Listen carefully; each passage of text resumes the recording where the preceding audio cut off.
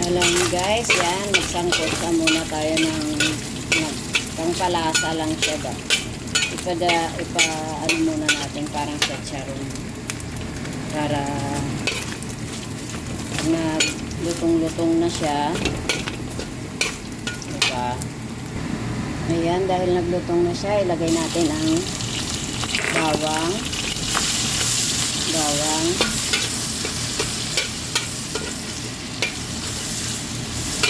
Diba? Nagsatsaro na siya. Tapos ilagay natin ang sibuyas.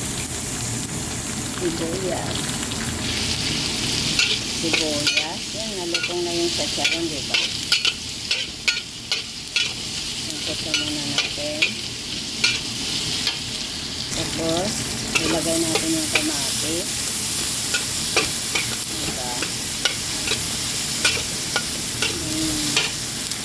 Ayun guys, nasangkotsa na yung kamatis. Saka, ilagay na natin yung beans. Alam nyo naman, hindi pwede banggitin ang kanyang pangalan. Ayan, sinangkotsa ko na siya guys.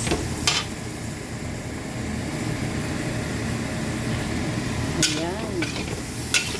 Ikulo-kulo muna natin yan. Saka lagyan natin ang alokbati. Ayan guys. Ayan ang asin na ginagamit ko is Himalayan salt. Ayan. Himalayan salt. Bali hindi ako guys, bibitsin.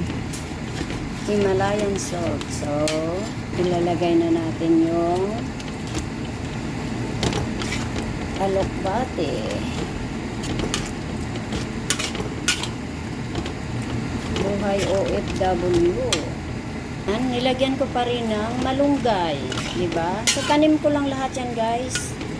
Sa tanim ko, hinarbis ko malunggay at saka alokbate. Tapos na ang luto ko. Thank you mga Karels. Love you Lord Jesus sa aking grasya.